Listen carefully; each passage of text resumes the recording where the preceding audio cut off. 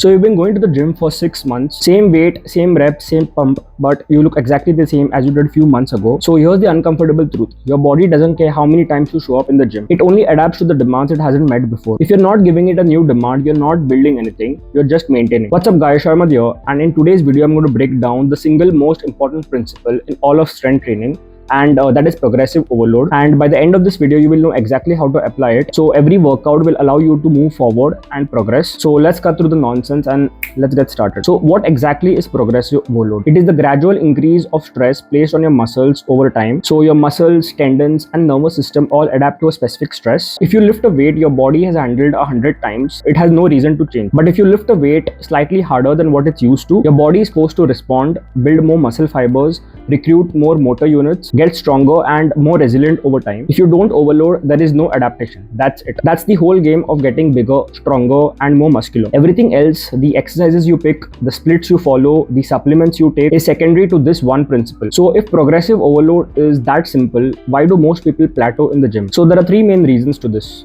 The first is that they train on autopilot, same weight, same reps, week after week, because it feels like a good workout. But feeling tired isn't the same thing as making progress. The second reason is that they only think about adding weight on the bar. So overload isn't just about adding plates, it's multi-dimensional. The third reason is that they don't track anything. If you don't know what you lifted last time, then you're just guessing. And guessing generally means that you will usually default to what's comfortable. So if you fix these three things, then plateaus will mostly disappear. So most people think progressive overload means adding just more weight, but that's just one factor. There are at least 6 other factors which we can consider as progressive overload. Use whichever one fits your situation that week. So the first way and the obvious way where you can apply progressive overload is to just increase the weight. So let's say you did 100 pounds of bench press for 8 reps last week. Then you can increase the weight to 105 pounds for 8 reps for the next week. So small consistent jumps will beat big jumps that wreck your form. The second way to overload is to increase the reps. So if you're not able to add weight yet, if you feel the next increment is too heavy,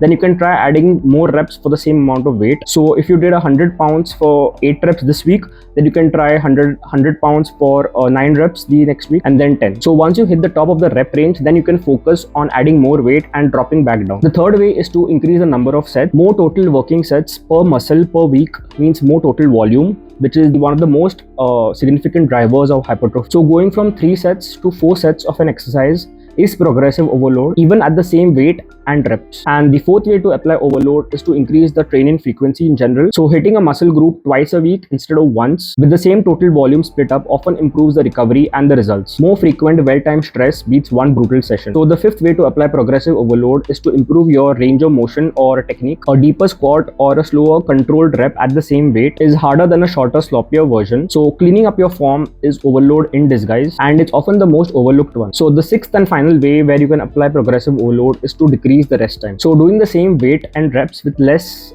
rest between sets increases the density and conditioning demand. So this is a great tool when you're not ready to add weight but you still want to push further. So you don't need to use all of these 6 methods every session. Pick 1 or 2 and apply them deliberately and rotate depending on how you're recovering. So here's the part where everyone skips. You cannot progressively overload what you don't measure. So I personally use an app like Strong to track every session, the exercise, the weight, the reps per set, how hard the last set felt, even micro increments in the reps. For example, a quarter of a rep or even half a rep. So that gives you accountability. So before your next session, look at what you did the last time and set a target to beat it. So even beating the last time by 1 rep or 5 pounds or 30 seconds of less rest is still overload. Progress doesn't have to be dramatic, it has to be consistent. A good rule of thumb is to aim to add something almost every week for a given lift, but don't panic if for some days you just repeat the same numbers. That's called maintaining a stimulus, and it's still useful, especially when external factors like life, stress or sleep or nutrition isn't perfect. So let's talk about some of the common mistakes while applying progressive overload. So the first mistake is adding weight too fast and sacrificing the form. So if your squat depth is shrinking every week just so the number on the bar goes up, that's not overload, that's just poor technique with extra reps. Overload has to occur within good form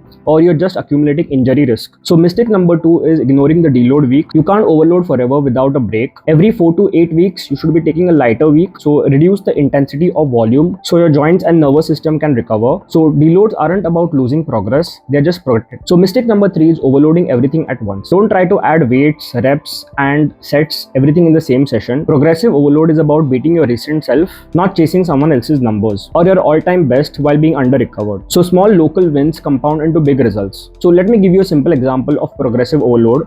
So let's say you are benching for the first week 135 pounds of 8, 8 and 7 reps, assuming the last set is taken close to failure. So for week 2, you could bench, let's say, 135 pounds of 8, 8 and 8 reps. So your last set, the rep count has increased, and that is overload. So for the third week, let's say you increase the total weight, which is around 140 pounds, but your rep count drops. So let's say you could bench 140 pounds of 8, 7 and 6 reps. So even though the rep count has dropped, but the weight has increased, that is still progressive overload. So for week 4, you could continue making progress for benching 140 pounds of 8, 8 and let's say 7 reps. And then 5th week, I would recommend to take a deload week. So you can reduce the intensity to, let's say, around 120 pounds. So you can bench 120 pounds of 8, 8 and 8 reps, which is a lighter and easier weight.